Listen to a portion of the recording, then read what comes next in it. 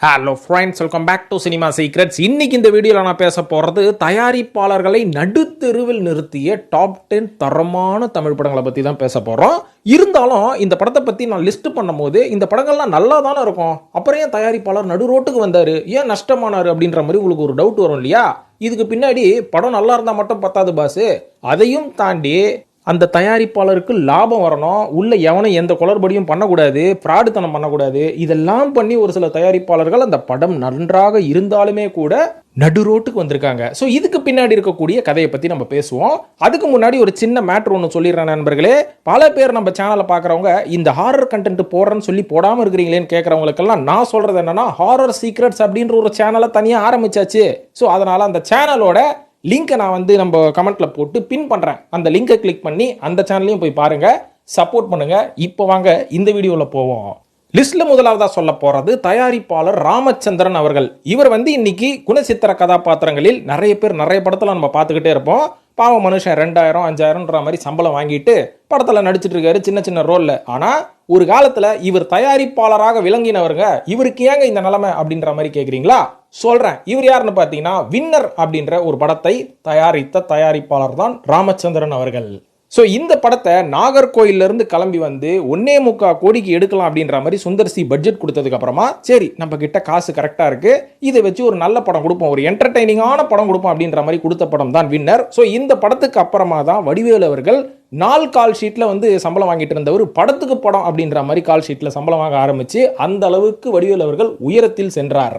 இதே போல இந்த படத்தில் நடிச்ச பிரசாந்த் அவர்களும் பார்த்தீங்கன்னா, இந்த படத்துக்கு முன்னாடி டப்பா படம் டுபாகூர் படமா நடிச்சு தள்ளினவர், இந்த பொன்னர் சங்கர் மாதிரிலாம் படம் நடிச்சார். அவர் இல்ல ஞாபகம் இருக்குங்களா உங்களுக்கு? இந்த மாதிரி படம் நடிச்சவர் ஒரு கமர்ஷியல் ஹீரோவா டிரான்ஸ்ஃபார்ம் ஆனது இந்த வின்னர் அப்படின்ற படத்தின் மூலமாக தான். ஸோ இவ்வளவு பேருக்கு இந்த படம் ஒரு பெனிஃபிட்டை சேர்த்து கொடுத்துருக்குது. அதுக்கப்புறம் யாருங்க அவர்? ரியாஸ் கான் அவர்கள். கட்டதொரை அப்படின்ற ஒரு ஆளு இவ்வளவு பாடியோட இருக்காரு அப்படின்றது கூட இந்த படத்துக்கு அப்புறம் தான் பல பேருக்கு தெரியும். இதையும் தாண்டி சுந்தர் சி அவர்களுக்கும் ஒரு நல்ல ஒரு சர்க்கிளுக்கு அப்புறம் சரிகமபாவா தகத்தி மீதாவா இந்த மாதிரி எல்லாம் படம் எடுத்துட்டு இருந்த சுந்தர் சி அதுக்கப்புறம் வின்னருக்கு அப்புறம் மறுபடியும் திரும்பி பார்க்க ஆரம்பிச்சாங்க எல்லாரும். ஸோ இவ்வளவு பேருக்கு வாழ்க்கை கொடுத்த இந்த படம் ராமச்சந்திரனுக்கு ஏன் வாழ்க்கை கொடுக்கல அப்படின்னு கேட்டீங்கன்னா, ரசிகர்கள் என்றுமே தயாரிப்பாளரை கீழே தள்ள மாட்டாங்க. உள்ளகரவனுக்கு டுபாகூர் வேலை பார்த்து தான் தள்ளி விடுவாங்க. அதுக்கு ராமச்சந்திரன் அவர்கள் எடுத்த வின்னர் படம் ஒரு சிறந்த உதாரணம். என்ன பிரச்சனைன்னு பார்த்தீங்கன்னா, இந்த படத்தை 1.25 கோடிக்கு எடுக்கலாம் அப்படின்ற மாதிரி ஒரு பிளானை போட்டதுக்கு அப்புறம் படம் முடியும் போது கிட்டத்தட்ட செலவு மட்டும் 3.5 கோடி ரூபாய் ஆயிடுச்சான். ஸோ 3.5 கோடி எப்படி ஆச்சு அப்படின்ற மாதிரி கேட்டீங்கன்னா, இதுக்கு முக்கியமான காரணமா பிரசாந்த் அவர்களையும் அவரோட தந்தையான தியாகராஜன் அவர்களையும் தான் குறை சொல்றாங்க. ஏன்னா ஆரம்பத்தில் பிரசாந்த் அவர்கள் இந்த படத்தில் சைன் பண்ணும் போதே எனக்கு 70% சேலரியை கொடுத்துருங்க, மீதி 30% நான் படம் முடிச்ச உடனே வாங்கிக்கிறேன் அப்படின்ற மாதிரி. பாவம் இந்த மனுஷனுக்கு எதுவும் தெரியாதனால ஒரு அக்ரிமெண்ட்டை போட்டு 3/4 காசை வாங்கியாச்சு. இனிமேல் இல்லைண்ணா ஷூட்டிங் போனா என்ன போலனா என்ன, நம்ம போகும்போது தானே ஷூட்டிங் அப்படின்ற மாதிரி ஷூட்டிங்க்கு நாள் போட்ட கணக்கு எல்லாத்தையும் தாண்டி நம்ம பிரசாந்த் அவர்கள் வருஷ கணக்கில் இந்த படத்தில் நடிக்க ஆரம்பிச்சுட்டு இருக்காரு. இதனால பார்த்தீங்கன்னா 1.25 கோடி அப்படின்ற பட்ஜெட் 3.5 கோடி வரைக்கும் போய் நின்று இருக்கு. அதிகப்படியான நாட்கள் இந்த படப்பிடிப்பு போனனால. ஸோ இந்த படம் இந்த அளவுக்கு நஷ்டமாகறதுக்கு பிரசாந்த் அவர்கள் முக்கியமான காரணம் அப்படின்ற மாதிரி சொல்றாங்க. இருந்தாலும் நிறைய நாள் ஷூட்டிங்கே வரமாட்டாராம். தியாகராஜன் அவர்களும் பார்த்தீங்கன்னா, என் பையனுக்கு உடம்பு சேரல, பொறுமையாக எடுத்துக்கலாம் அப்படின்ற மாதிரி ரொம்ப காலதாமதம் பண்றது. அதுக்கப்புறம் சுந்தர்சியை பார்த்தீங்கன்னா அடிக்கடி போய் பஞ்சாயத்து பண்ணி அப்படி இப்படி அட்ஜஸ்ட் பண்ணி தான் ஷூட்டிங் ஸ்பாட் கூட்டின்னு வருவாராம். இதனால ராமச்சந்திரன் அவர்களுக்கு மிகப்பெரிய மன உளைச்சல் ஆகிட்டு இருக்குது.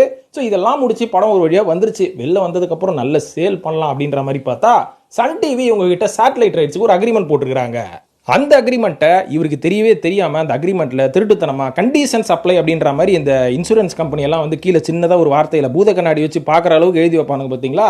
இந்த மாதிரி பத்திரத்துல எங்கேயோ ஒரு மூலையில இந்த படம் சன் டிவி 99 வருஷத்துக்கு லீசிங் எடுத்து விட்டதே அப்படின்ற மாதிரி எழுதி கொடுத்துருக்காங்க. இவரும் அதை சரியா கவனிக்காம சைன் போட்டிருக்கிறாரு.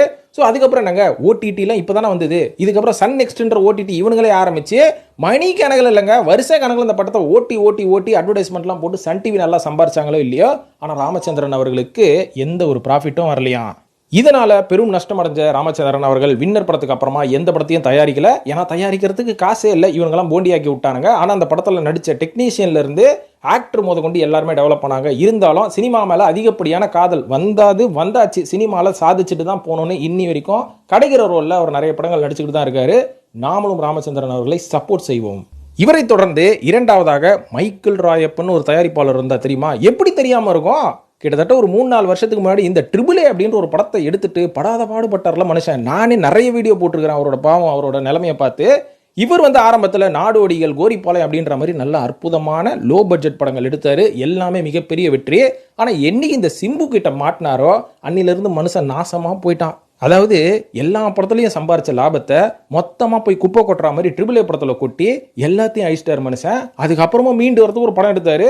மீதி சொல்லி அவனுங்க முடிச்சு விட்டானுங்க. ஸோ ஃபர்ஸ்ட் நம்ம ட்ரிபிள் ஏ கதைக்கு வரும். அதாவது இந்த ட்ரிபிள் ஏ அப்படின்ற ஒரு படத்தை வந்து ஆதிக் ரவிச்சந்திரன் ஒரு வித்தியாசமான கதைக்களத்தோட ஒரு படத்தை எடுக்க போறேன். ஸோ இவ்வளவு நாள் வந்து நம்ம கிராம பின்னணியிலே படம் எடுத்துட்டுமே. ஸோ ஆதிக் ரவிச்சந்திரன் அப்படின்ற ஒரு பையன் சிட்டி எஃபெக்ட்ல சிம்பு வச்சு ஃப்ரெஷ்ஷாக ஒரு கதை சொல்லிக்கிறான். சரி, ஓகே, இருக்கிற காசெல்லாம் போட்டு ஓரளவுக்கு நம்ம சக்தியை மீறி ஒரு பட்ஜெட்ல இந்த படத்தை பண்ணணும்னு முடிவு பண்ணியிருக்கிறாரு. இது வந்து முடிவு பண்ணது எந்த தப்பும் கிடையாது. ஆனால் சிலம்பரசனை வச்சு இதை பண்ணலாம் அப்படின்ற அளவுக்கு ஒரு முடிவு பண்ணார் பார்த்தீங்களா, அதுதான் மகா தப்பு. ஏன் சிலம்பரசன் அவர்கள் ட்ரிபிள் ஏமில் மட்டும்தான் இப்படிலாம் நடந்துகிட்டாரா அப்படின்ற மாதிரி கேட்டிங்கன்னா, அவர் ஆரம்ப கட்டத்தில் இருந்தே அவர் இப்படிப்பட்ட மனுஷன் தான் அப்படின்றது மன்மதன் படத்தில் இருந்தே ஒர்க் பண்ண பல பேருக்கு தெரியும். பட் பாவம் இவருக்கு சரியாக தெரியல போல இருக்குது. ஆரம்பிக்கிறதுக்கு முன்னாடி கேட்டிருந்தா கொஞ்சம் சுதாச்சிருப்பார் இல்லைங்களா. என்ன பண்ணுறது, அவரோட நேரம் மாட்டிக்கினாரு.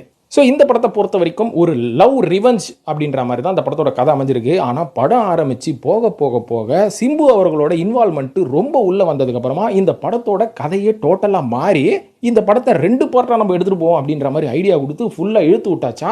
இதையும் தாண்டி ஷூட்டிங் ஸ்பாட் தாய்லாண்டில் வச்சுக்கலாம், மும்பையில் வச்சுக்கலாம் அப்படின்ற மாதிரி இவர் தான் ஐடியா கொடுப்பாராம். அங்கே போய் செட்டெல்லாம் போட்டு கும்பலாக உட்காந்துட்டு இருந்தா, இல்லை இன்றைக்கி எனக்கு உடம்பு சரியில்லை, அதுக்கப்புறம் ஹாட் சன் கிளைமேட் சரியில்லை அப்படின்னு சொல்லி ஷூட்டிங்கை கேன்சல் பண்ணி விட்டுருவாராம். இதையும் தாண்டி இந்த மாதிரி ஷூட்டிங் கேன்சல் பண்ணால் பார்த்துங்களாங்க, எல்லாருமே ஷூட்டிங்க்கு கிளம்பி கேமராமேன் முத கொண்டு எல்லா டெக்னீஷியனும் ஃபுல்லாக கேரவன் எல்லாம் போய் வெயிட் பண்ணிருப்பாங்க. ஷூட்டிங் கேன்சல் ஆனால் எவனும் பாவம் சிம்பு வரல, காசு வாங்காமல் போயிடலாம் நான் போவான், அவனுக்கு படி அழகிறத அளந்து தான் ஆகணும். ஸோ இந்த மாதிரி ஏகப்பட்ட செலவுகள் அந்த படத்தில் அவருக்கு வந்துட்டு இருக்குது. இதுக்கப்புறம் ஒரு படி மேலே போய் சிலம்பரசன் என்ன பண்ணியிருக்கிறாருன்னா, இனிமேல் இந்த படத்தில் பகல் ஷூட்டே வேணாங்க, நைட் ஷூட் வச்சுப்போம். ஏன்னா நான் காலையில் ஃபுல்லாக தூங்குவேன், நைட்டில் நான் மூச்சுனுங்கிறப்ப எடுத்துக்கலாம் அப்படின்ற மாதிரி சொல்லியிருக்காரு. இதுக்கு கூட இவங்க ஓகே சொல்லியிருக்கிறாங்க. அந்த படத்தை பார்த்தீங்கன்னா உங்களுக்கே நல்லா தெரியும், முக்காசி அந்த படம் நைட்டில் தான் எடுத்திருப்பாங்க. அப்படி இப்படி கொஞ்சம் தான் பகல்லே நடந்திருக்கும் படம். இதே மாதிரி இதுக்கு மேலே ஒரு படி போய் சரி ஓகே இந்த படத்தை துபாயில் ஒரு பாட்டு எடுக்கலாம் அப்படின்னு பார்த்தா, வேணாம் துபாயில் வந்து வெயில் ரொம்ப அடிக்கும், சுவிட்சர்லாண்டில் பண்ணலாம் அப்படின்ற மாதிரி சொன்னாராம். சுவிட்சர்லாண்டில் போய் அந்த குரூவை போய் உட்காந்து டிக்கெட்டெல்லாம் போட்டு அவன் செட்டெல்லாம் போட்டு உட்காந்துருந்தா, இல்லை அங்கே ரொம்ப குளிர் அதிகமாக, அதனால் அங்கே வேண்டாம், நீங்கள் என்ன பண்ணுங்க, நேராக என் வீட்டுக்கு வந்துடுங்க, என் வீட்டு மொட்டை மாடியில் படம் எடுத்துக்கலாம் அப்படின்ற மாதிரி சொன்னதுக்கப்புறம் தான் இவருக்கு தெரிஞ்சு போச்சு இந்த படம் முதல்ல வாயில் போட்டது தான். இதுக்கப்புறம் இந்த படம் ஒரு வழியாக முடிச்சதுக்கப்புறம் பார்ட் 2 எங்கேருந்து எடுக்கிறது, பார்ட் 1லேயே முக்காவாசி சொல்லி முடிஞ்சு போச்சுன்னு சொல்லி ரிலீஸ் பண்ணால் இந்த படத்தோட ரெஸ்பான்ஸ் எப்படி இருந்ததுன்றது சிலம்பரசன் அவர்களோட ரசிகர்களே காரி துப்பு விட்டார்கள் அல்லவா. ஸோ அதனால் இந்த படம் வந்து முக்காவாசி காலி. இருக்கிற கொஞ்சம் நஞ்ச பணத்தை வச்சு நம்ம ஜீவாவை வச்சு ஒரு கம்பேக் கொடுக்குற மாதிரி வித்தியாசமாக கீ அப்படின்ற ஒரு படத்தை எடுப்போம்னா மீதிக்கிற காசும் அதிலே போயிடுச்சு. அதனால் இந்த 2 பேரும் சேர்ந்து மைக்கேல் ராயப்பன் அப்படின்ற ஒரு நல்ல தயாரிப்பாளரை முச்சு விட்டானுங்க. இதே மாதிரி 3வதா போஸ்டர் நந்தகுமார் அப்படின்ற ஒரு தயாரிப்பாளரை முச்சு விட்ட ஒரு ஹீரோ இருக்கிறாரு, வெரி டிசிப்ளின் காய் நடிகர் ஜெய் அவர்கள். ஏன்னா இவரை வச்சு பலூன் அப்படின்ற ஒரு படத்தை எடுக்கணும்னு முடிவு பண்ணாங்க பார்த்தீங்களா, அன்றைக்கே இவங்களுக்கு சூனியை வச்சுக்கினாங்க இவங்களே. ஏன்னா இந்த படத்தை வந்து போஸ்டர் நந்தகுமார் மட்டும் எடுக்கல, இவரோட சேர்ந்து திலீப் சுப்பராயன் மற்றும் அருண் இவங்க 3 பேரும் சேர்ந்து தான் படத்தை எடுத்துருக்கிறாங்க. ஆனால் திலீப் சுப்பராயன் அவர்களுக்கு பெரிய பண தேவைகள் எதுவுமே இல்லை. ஏன்னா அவர் வந்து வசதியான குடும்பம் மற்றும் அவருக்குன்னு தனியாக ஸ்டண்ட் அப்படின்ற மாதிரி அதுலேருந்து நல்லா வருமானம் சம்பாதிக்கிறாரு. அருண்ன்றவர் வந்து அவரும் வந்து ஒரு நிரந்தரமான தயாரிப்பாளர். பட் போஸ்டர் நந்தகுமார் அப்படின்றவர் முதல்ல இந்த படத்தை தயாரிக்கலாம் அப்படின்னு ஆசையாக பலூன் அப்படின்ற ஒரு ஆர்ஆர் படத்தை எடுக்கலாம், அதுவும் ஜெய் அஞ்சலியை வச்சு எடுக்கலாம்னு ஆசையோடு உள்ளே வந்திருக்கிறாரு. ஆனால் படப்பிடிப்பு ஆரம்பித்தோன்னு தான் தெரியுதான் நம்ம பண்ணது மிகப்பெரிய தப்பு. தயாரிக்கணும்னு வந்ததே தப்பு, அதுலேயும் இந்த ஜெய்யை போட்டு எடுக்கணுன்றது தான் ரொம்ப மகா தப்பு அப்படின்றத முடிவு பண்ணியிருக்கிறாரு. காரணம் என்னன்னா, ஜெய்யை வந்து ஹீரோயினாக போடணும், ஜெய்ன்ற பாருங்க, ஜெய் வந்து அஞ்சலியை ஹீரோயினாக போடணும் அப்படின்றது ஜெய்யோட விருப்பமா. அதனால எந்த ஹீரோயினை கூப்பிட்டாலும் இவெல்லாம் வேணாம், அஞ்சலியை போடுறதா இருந்தால் போடு, இல்லைன்னா நான் படத்துக்கே வரமாட்டேன், நடிக்கவே வரமாட்டேன் அப்படின்னு சொன்னனால வலுக்கட்டாயமாக இந்த டீம் வந்து அஞ்சலியை தூக்கி உள்ளே போட்டுக்கிறாங்க.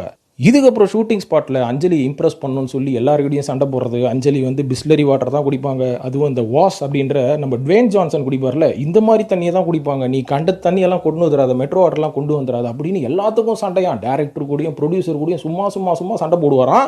இதையும் தாண்டி எங்கேயாவது 5 ஸ்டார் ஹோட்டல் தான் போடணும், எடுக்கிறது ஷூட்டியில் ஊட்டிங்க, 5 ஸ்டார் ஹோட்டல் அங்கே எங்கேருந்து போகிறது, கோயம்புத்தூர் தான் வரணும், பட் இருந்தாலும் அங்கே இருக்கிற ஹை கிரேட் ஹோட்டலில் போடுன்னு போட சொல்லுவாராம். 2 பேருக்கு தனித்தனி 2 ரூமா, ஆனால் 2 பேரும் சேர்ந்து ஒரு ரூமில் தான் இருப்பாங்களாம், இன்னொரு ரூம் பூட்டியே தான் இருக்குமா, அதுக்கும் சேர்த்து ப்ரொடியூசரு காசு ஆகணுமா.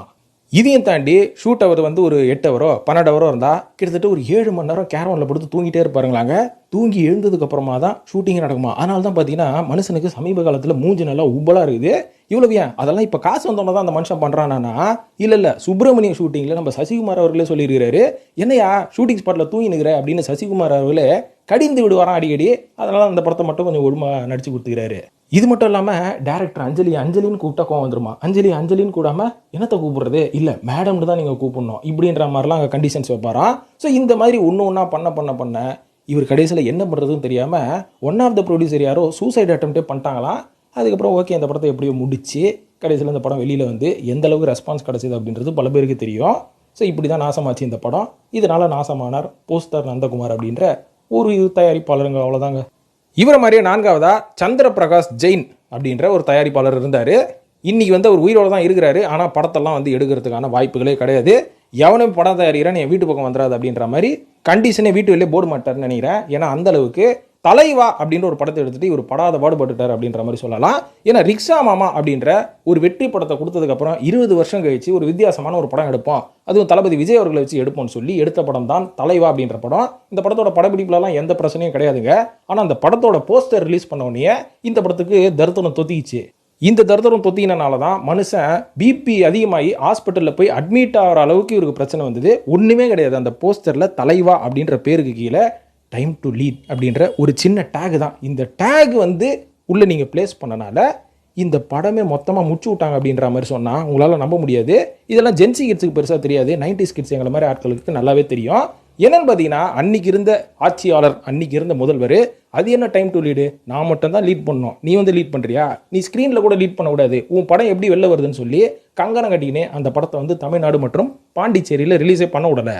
ஸோ பொதுவாகவே விஜய் அவர்களோட படம் அப்படின்னு பார்த்தீங்கன்னா தமிழ்நாடு தேட்டரோட ஓப்பனிங் பிளாஸ்டாக இருக்கும் அப்படின்றது நான் சொல்லி உங்களுக்கு தெரியணும்னு கிடையாது. தமிழ்நாடும் பாண்டிச்சேரியும் பார்த்தீங்கன்னா ஃபஸ்ட்டு 3 நாள் பயங்கர ஃபெஸ்டிவல் குளமாக இருக்கும். ஆனால் அந்த ஃபஸ்ட்டு 3 நாள் தன்னோட ஈகோவின் காரணமாக இங்கே ஆட்சி புரிந்தவர் அப்படியே அந்த படத்தை நிறுத்தி வச்சுட்டாங்க. ரசிகர்களை பற்றியும் கவலை கிடையாது, பொதுமக்களை பற்றியும் கவலை கிடையாது, இப்படி ஒரு நடிகர் நடிச்சுக்கிறானே இவ்வளோ கஷ்டப்பட்டுன்றதை பற்றியும் கவலை கிடையாது, தயாரிப்பாளர் காசு போட்டுக்கிறானே அதை பற்றியும் கவலை கிடையாது, என் ஈகோவை டச் பண்ணுற மாதிரி டைம் டு லைன் நீ போடுறியா அப்படின்ற ஒரு சின்ன ஈகோ தான். நோ சின்ன ஈகோ இல்லை, இது மிகப்பெரிய ஈகோ. ஸோ இதுக்கு வந்து விஜய் அவர்கள் மற்றும் இந்த படத்தோட குழுவினர் அவங்கள தொடர்பு கொள்ளும் போது அவங்க என்ன சொன்னாங்கன்னா, நீங்கள் இந்த படத்தை ரிலீஸ் பண்ணுறனால எங்கெங்கெல்லாம் இந்த படம் ரிலீஸ் ஆகுதோ அந்த தேட்டர்லாம் பாம் த்ரெட் வருதான். அதாவது ரசிகர்கள் படம் பார்க்கும்போது பாம் வெடிச்சிருச்சுன்னா என்ன பண்ணுறது, அப்புறம் தமிழக சட்ட ஒழுங்கை பற்றி எல்லாருமே வந்து கேள்வி கேட்பாங்கல்ல, அதனால் பொதுமக்களோட நலன் கருதி இந்த படத்தை தமிழ்நாடு மற்றும் பாண்டிச்சேரி தேட்டரில் ரிலீஸ் பண்ணக்கூடாதுன்னு சொல்லிட்டேன் அப்படின்னோடனே இவங்களுக்கு குபீர்னு சிரிச்சிட்டாங்களாம். அதாவது என்ன வேணாலும் சொல்லுங்க, நான் டைம் டு லீட் போட்டதுக்கு என் ரசிகர்களை கொள்றதுக்கு எவன் பாம்பு வைக்க போகிறான் எனக்கே தெரியலையே. பாகிஸ்தான்லேருந்து எவனாவது வரப்போகிறானா, இல்லை வேற எங்கேயாவது ஒரு நாட்டிலேருந்து வரப்போகிறானா, எனக்கு ஒன்றுமே புரியல, சொல்கிற ரீசனை கரெக்டாக சொல்லுங்க அப்படின்ற மாதிரி கேட்டிருக்காரு. அதெல்லாம் கிடையாது, இதான் காரணம், வேணும்னா அந்த பாம் திரட்டி எவன் வைக்கிறானோ அவனை கண்டுபிடிச்சி என்கிட்ட குடும்பம் படத்தை ரிலீஸ் பண்ண விட்றேன் அப்படின்ற மாதிரி நக்கலான பதில்கள் சொல்லி இருக்கிறாங்க. இதுக்கப்புறம் அந்த குழுவுக்கே புரிஞ்சு போச்சு, ப்ரொடியூசரும் சாவர நிலைமைக்கு போயிட்டாரு. அதுக்கப்புறம் விஜய் அவர்களை இறங்கி வந்து நானே கெஞ்சி கேட்டு ரிக்வஸ்ட் பண்ணி ஒரு வீடியோ போடுறேன், இந்த வீடியோ போட்டதுக்கப்புறம் தயவுசெய்து இந்த படத்தை வந்து ரிலீஸ் பண்ணுங்க அப்படின்ற மாதிரி சொன்னதுக்கப்புறம் அந்த வீடியோ ரிலீஸ் ஆனதுக்கப்புறம் தான் அந்த படம் லேட்டாக ரிலீஸ் ஆகி, அதுக்கப்புறம் அதுக்கு முன்னாடியே வந்து அந்த படம் வந்து எங்கெங்கேயோ திருட்டு விசிலாம் ரிலீஸ் ஆகி பல பேர் பார்க்கல. அதுக்கப்புறம் ஓப்பனிங்கும் இல்லாதனால இந்த படம் மிகப்பெரிய நஷ்டம் சந்திர பிரகாஷ் ஜெயின் அப்படின்றவருக்கு. ஸோ இதனால தான் பார்த்தீங்கன்னா இந்த தயாரிப்பாளரும் இனிமேல் செத்தாலும் நான் படம் எடுக்க மாட்டேன்னு சொல்லி தமிழ் சினிமா விட்டு ஓடி போயிட்டாரு.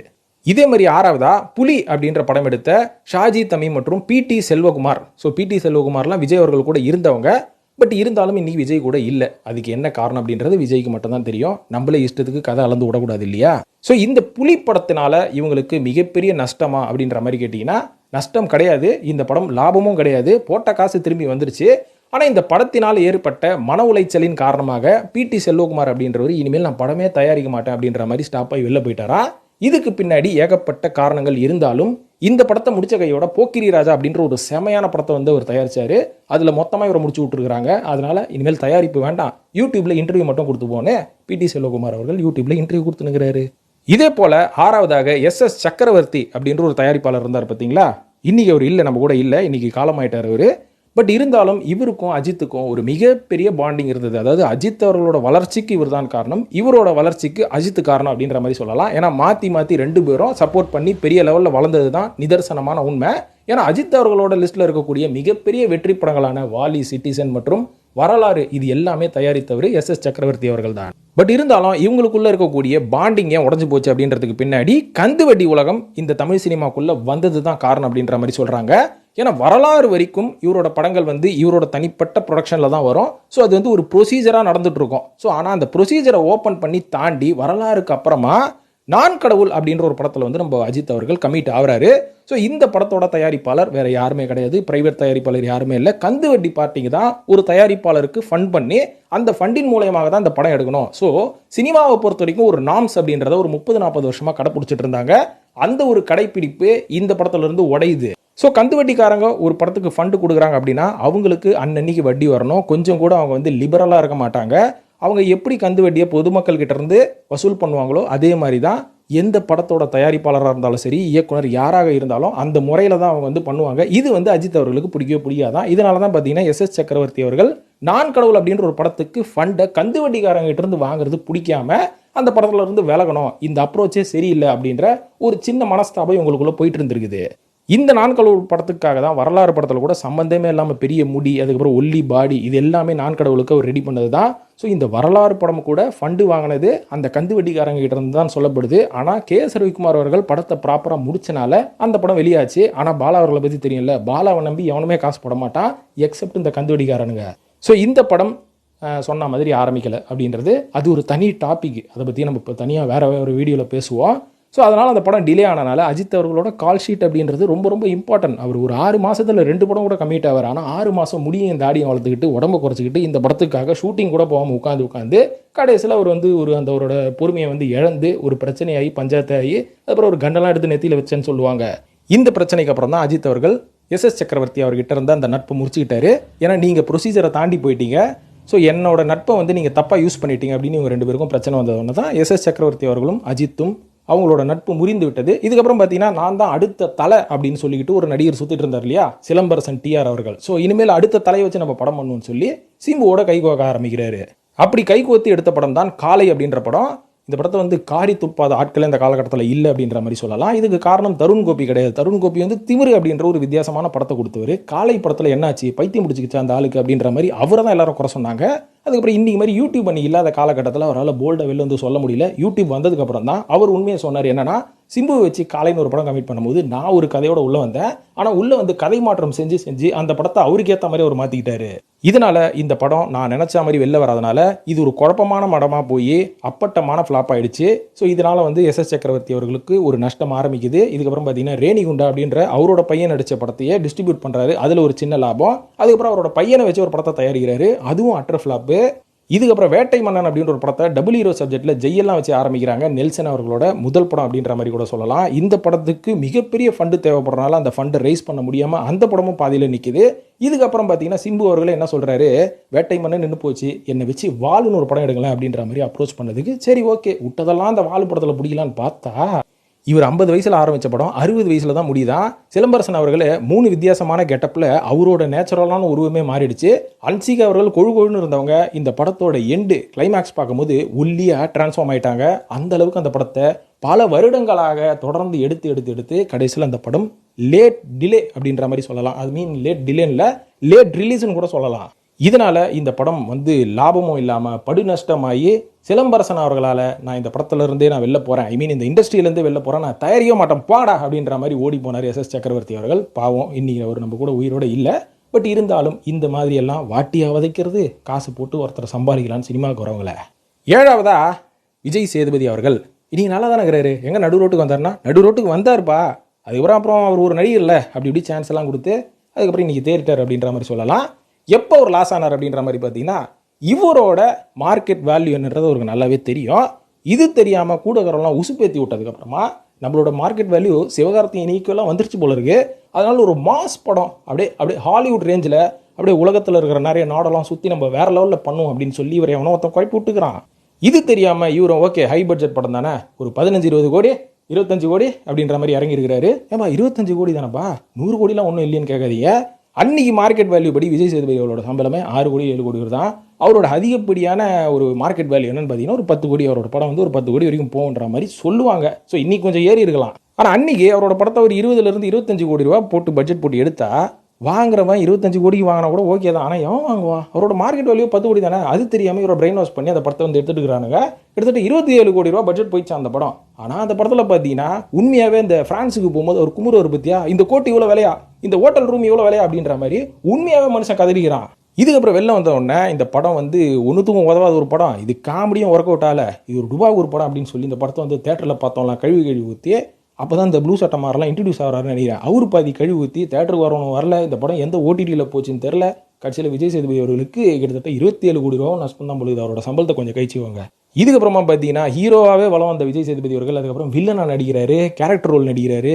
அதுக்கப்புறம் ரஜினிக்கு பையனாக நடிக்கிறாரு. ஏன்னா எந்த படம் கிடச்சாலும் கொடுங்கடா, எனக்கு காசு வேணும்டா, கடன் அடையணும்னு சொல்லி எல்லா படத்துலையும் போய் அவரோட இமேஜ் கொஞ்ச நாள் ட்ராப் ஆகி விஜய் சேதுபதி எந்த கருமத்தில் வேணாலும் நடிப்பாரியா காசு கொடுத்தா அப்படின்ற ஒரு இமேஜ் வந்து அதுக்கப்புறம் கடலாம் அடித்து முடிச்ச உடனே தான் அந்த மகாராஜாக்கு அப்புறம் நான் மறுபடியும் ஹீரோவாக தான் நடிப்பேன், அதனால என்ன வேறு எந்த ரோலுக்கும் கூப்பிடாதீங்கன்னு சொன்னவர் எவ்வளோ நாள் காப்பாற்றினாரு. Jailer 2 அரசன்லாம் cameo பண்ணுகிறாராம். ஐயோ இந்த ஆள் வாக்கே சுத்தம் இல்லையா அப்பா. ஸோ நண்பர்களே, இந்த லிஸ்ட் இதோட முடியுதான்னு கேட்டிங்கன்னா ஏகப்பட்ட தயாரிப்பாளர்கள் இந்த லிஸ்ட்டில் இருக்கிறாங்க. இவங்கெல்லாம் கொஞ்சம் ஃபேமஸ் அப்படின்றனால சொன்னால் டக்குன்னு உங்களுக்கு கேட்ச் ஆகிடும். சில பேரோட முகரக்கட்டெல்லாம் உங்களுக்கு தெரியவே தெரியாது. அப்படி இருந்தாலும் நீங்கள் சொல்லுங்கள் அந்த மீதி தயாரிப்பாளர்கள் அப்படின்னு கேட்டிங்கன்னா அடுத்த வீடியோவில் நான் சொல்கிறேன். இந்த வீடியோ பொறுத்ததுக்கு நன்றி. இது பற்றிய கருத்துக்களை கமெண்ட்டில் போட்டு சினிமா சீக்கிரத்தையும் சப்ஸ்கிரைப் பண்ணுங்கள் நண்பர்களே. நன்றி, வணக்கம்.